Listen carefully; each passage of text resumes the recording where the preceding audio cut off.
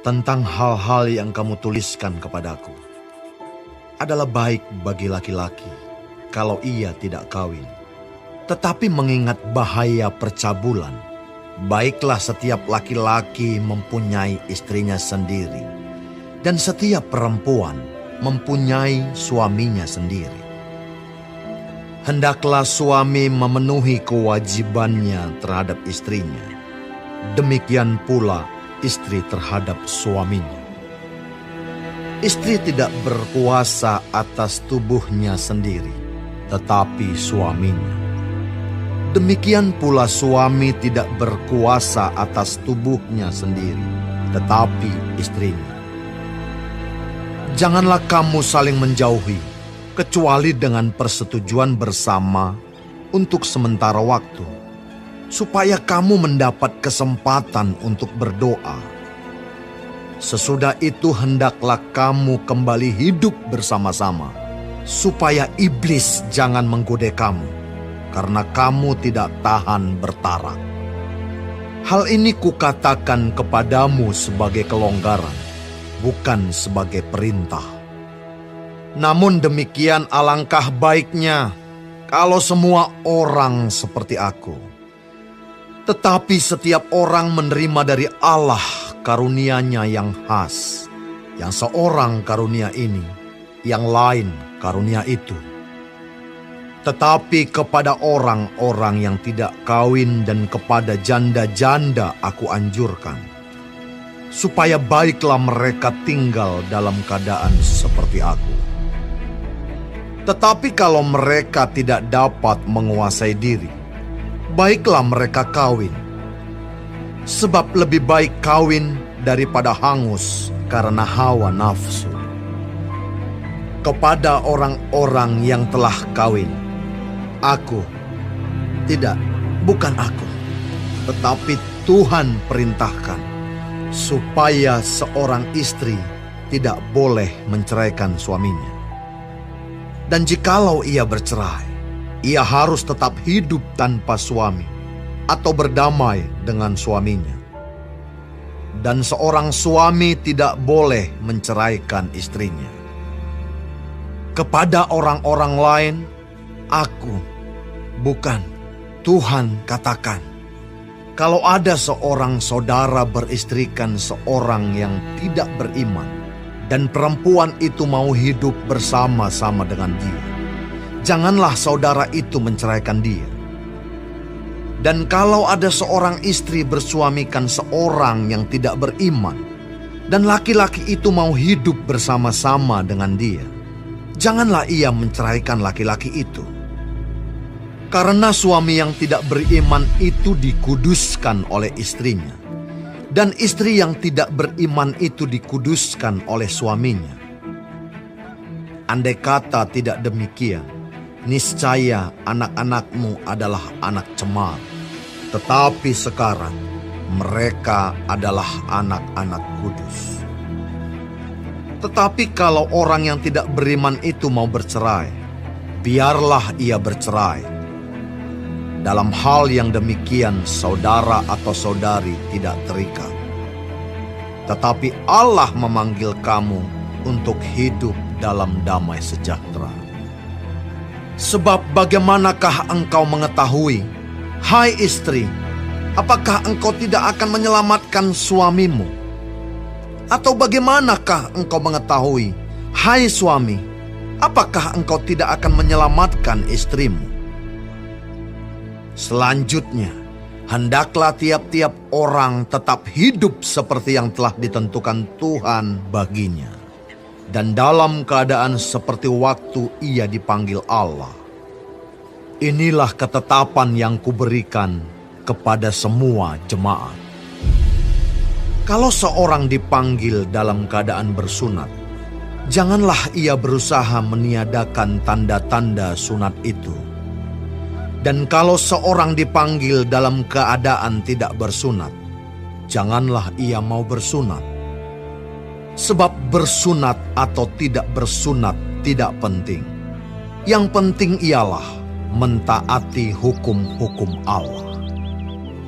Baiklah tiap-tiap orang tinggal dalam keadaan seperti waktu ia dipanggil Allah.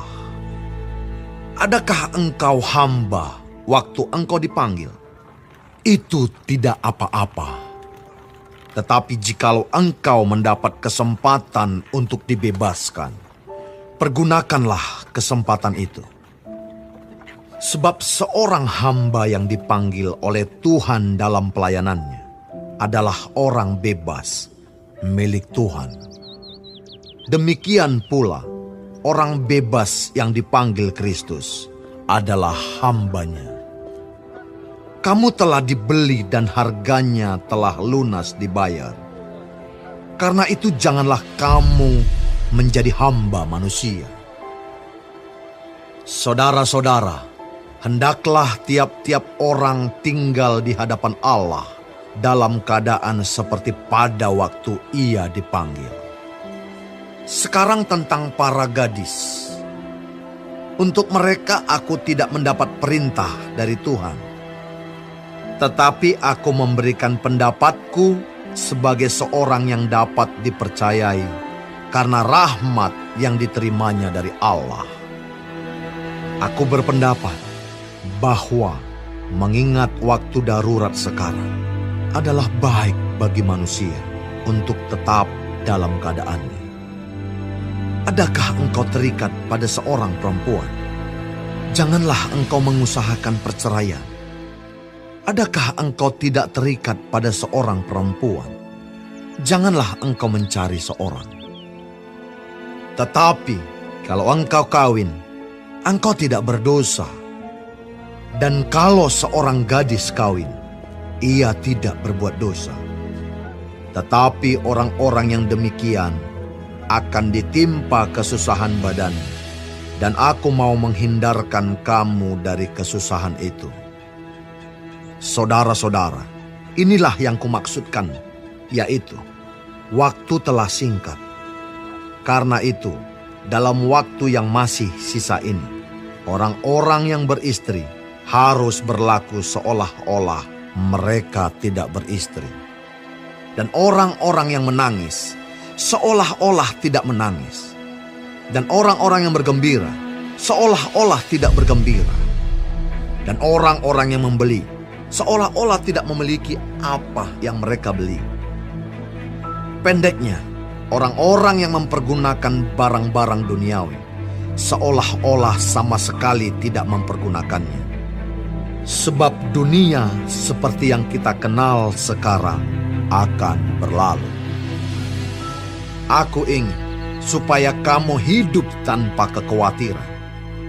Orang yang tidak beristri memusatkan perhatiannya pada perkara Tuhan, bagaimana Tuhan berkenan kepadanya. Orang yang beristri memusatkan perhatiannya pada perkara duniawi, bagaimana ia dapat menyenangkan istrinya. Dan dengan demikian perhatiannya terbagi-bagi. Perempuan yang tidak bersuami dan anak-anak gadis memusatkan perhatian mereka pada perkara Tuhan, supaya tubuh dan jiwa mereka kudus. Tetapi perempuan yang bersuami memusatkan perhatiannya pada perkara duniawi, bagaimana ia dapat menyenangkan suaminya. Semuanya ini kukatakan untuk kepentingan kamu sendiri, bukan untuk menghalang-halangi kamu dalam kebebasan kamu, tetapi sebaliknya, supaya kamu melakukan apa yang benar dan baik, dan melayani Tuhan tanpa gangguan. Tetapi jikalau seorang menyangka bahwa ia tidak berlaku wajar terhadap gadisnya, jika gadisnya itu telah bertambah tua, dan ia benar-benar merasa bahwa mereka harus kawin, baiklah mereka kawin kalau ia menghendakinya. Hal itu bukan dosa. Tetapi kalau ada seorang yang tidak dipaksa untuk berbuat demikian, benar-benar yakin dalam hatinya dan benar-benar menguasai kemauannya, telah mengambil keputusan untuk tidak kawin dengan gadisnya, ia berbuat baik. Jadi orang yang kawin dengan gadisnya berbuat baik, dan orang yang tidak kawin dengan gadisnya berbuat lebih baik. Istri terikat selama suaminya hidup. Kalau suaminya telah meninggal, ia bebas untuk kawin dengan siapa saja yang dikehendakinya, asal orang itu adalah seorang yang percaya. Tetapi menurut pendapatku, ia lebih berbahagia kalau ia tetap tinggal dalam keadaannya. Dan aku berpendapat bahwa aku juga mempunyai Roh Allah.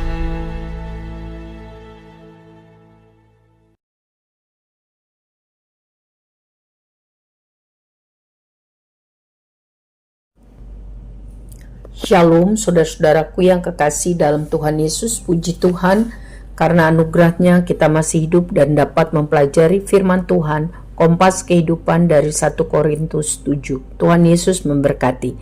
Perikop pertama tentang perkawinan. Adalah baik untuk laki-laki dan perempuan tidak menikah supaya bisa maksimal untuk melayani pekerjaan Tuhan. Pergi memberitakan Injil kemanapun seperti Rasul Paulus. Tetapi ia mengakui tidak semua orang mendapat karunia yang sama dari Tuhan. Menjadi pasangan suami istri ataupun hidup lajang, bahagia dan kudus, itu semua anugerah Tuhan. Namun karena bahaya percabulan, maka Paulus mendorong untuk menikah. Setiap laki-laki mempunyai satu istri dan setiap wanita mempunyai suami sendiri. Masing-masing ingat dalam pernikahan harus memenuhi kewajiban terhadap yang lain. Jadi bukan mengutamakan hak, tapi mendahului kewajiban terhadap yang lain. Jangan saling menjauhi kecuali dengan persetujuan bersama untuk sementara waktu. Tujuannya ada kesempatan untuk berdoa tidak terganggu, sehingga bisa menyerahkan diri penuh pada Tuhan, seperti retreat zaman ini. Sesudah itu harus kembali hidup bersama lagi, supaya jangan sampai terkena godaan iblis karena tidak dapat menguasai diri. Jadi kuncinya adalah kuasai diri, hidup kudus di hadapan Tuhan. Lalu jangan bercerai. Tetapi jika bercerai harus juga dilaksanakan, hendaklah tetap tidak menikah, tinggal menyendiri, atau rekonsiliasi kembali, rujuk dengan pasangan yang semula. Jika ada orang Kristen beristrikan atau bersuamikan pasangan yang bukan Kristen, tapi pasangannya itu ingin tetap hidup bersama dengan dia, jangan diceraikan. Supaya apa? Pasangan yang belum percaya itu melihat teladan hidup yang baik dari orang percaya. Teladan hidup yang baik, yang kudus, dan akhirnya karena anugerah Tuhan mereka boleh percaya kepada Tuhan. Sebab itu harus jadi teladan hidup yang kudus dan benar, ya, supaya bisa jadi saksi Kristus yang efektif bagi pasangan suami istrinya, dan anak-anaknya juga akan menjadi mengenal Tuhan dan percaya kepada Kristus. Jadi ini tugas utama, menjadi saksi Kristus yang efektif, agar rencana Tuhan untuk mendatangkan keselamatan dapat terwujud melalui teladan hidup orang percaya. Ingat, itu tugas di dalam rumah tangga bagi pasangan suami istri. Teladan hidup, kesaksian hidup bagi pasangannya dan juga bagi anak-anaknya. Tetapi dikatakan jika orang yang tidak beriman itu mau bercerai, biarlah bercerai, itu tidak dilarang, ya. Jangan paksa suami atau istri yang tidak beriman itu untuk tetap hidup tinggal bersama. Karena Tuhan mau anak-anak Tuhan hidup rukun dan damai, hidup tenang. Sebab tidak ada juga jaminan bagi si suami atau istri yang tidak percaya itu akhirnya akan percaya kalau ia tetap tinggal bersama. Karena untuk boleh percaya kepada Tuhan dan diselamatkan, itu anugerah. Kalau hatinya terbuka. Kalau hatinya keras dan tertutup, anugerah itu tidak akan diberikan. Nah, selanjutnya Paulus dengan ilham Roh Kudus mengajarkan bahwa kita harus hidup dalam keadaan seperti waktu dipanggil Tuhan. Usahakan supaya hidup kita sebagaimana telah ditentukan Tuhan. Hidup dalam pimpinan dan pertolongan Tuhan. Menerima keadaan yang telah ditentukan Tuhan. Antara lain contohnya yang pertama, bagi orang Yahudi, bersunat itu keharusan sebagai tanda. Jadi lakukan. Tetapi bagi orang non-Yahudi, sunat itu bukan keharusan bagi laki-laki. Tapi apa yang harus dilakukan yaitu sunat hati, pertobatan. Jadi nggak perlu disunat secara fisik sebagai tanda keselamatan. Yang kedua, kalau ada orang hamba atau budak yang dipanggil Tuhan menjadi orang percaya, jangan sedih. Hadapi hidup dengan kuat dan semangat. Tuhan Immanuel. Tetapi kalau ada kesempatan untuk menjadi merdeka dari perbudakan, gunakan kesempatan untuk bebas itu. Yang ketiga, contoh hidup sebagai lajang atau tidak menikah, ataupun hidup dalam pernikahan. Harus jalani dengan maksimal sesuai dengan kehendak Tuhan. Hidup ini sangat singkat, jadi jangan gunakan secara salah atau asal-asalan atau duniawi. Tetapi pergunakanlah kesempatan hidup yang Tuhan berikan untuk melayani pekerjaan Tuhan dengan benar. Jangan hidup khawatir, lakukan yang baik, senangkan hati Tuhan. Ia Immanuel, bagi orang yang sungguh-sungguh hidup menyenangkan hatinya. Amin. Tuhan memberkati kita semua menjadi pelaku firman.